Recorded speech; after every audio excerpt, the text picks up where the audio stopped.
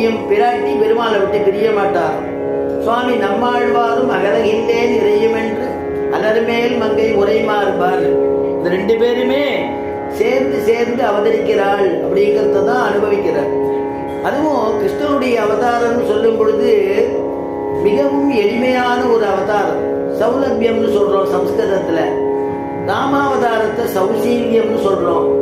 அதனால சௌசீல்யம்னா நீர்மைன்னு அர்த்தம், சௌலபியம்னா எளிமைன்னு அர்த்தம். எளிமையாக வலக்கை இடக்கை தெரியாத இடத்துல கூட கிருஷ்ண பரமாத்மா அவதாரம் பண்ணினா இல்லையா ஆயர்பாடியில. அறியாத இடைச்சியரும் அறியும் வண்ணம். இடைச்சிகளுடைய மத்தியில வலக்கை இடக்கை தெரியாத இடைச்சிகள் மத்தியில அவதாரம் பண்ணானோ. அம்புயத்தால் உடன் அந்நாள் அவதரித்த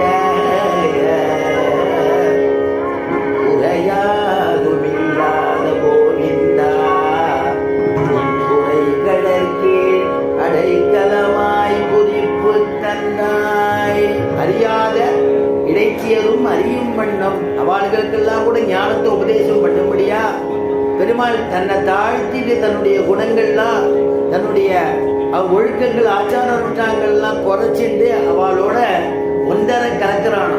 இடைச்சியரும் அறியும் வண்ணம். அம்புயத்தாள்னு ஒரு பதம் சாதித்த சுவாமி தேசிகன்.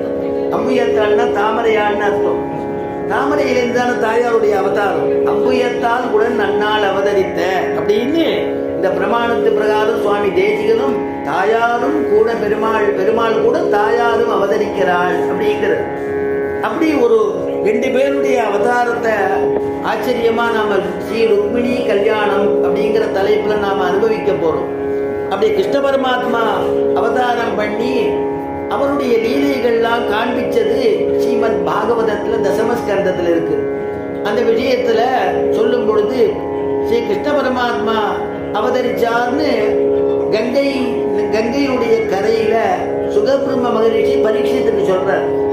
பரீட்சித்து கேட்டுட்டு இருக்கான். ஆகா கிருஷ்ணனுடைய லீலையெல்லாம் சொல்றேன்னு, அவனுடைய யார் யார வதம் பண்ணினான்னு குழந்தையிலேருந்து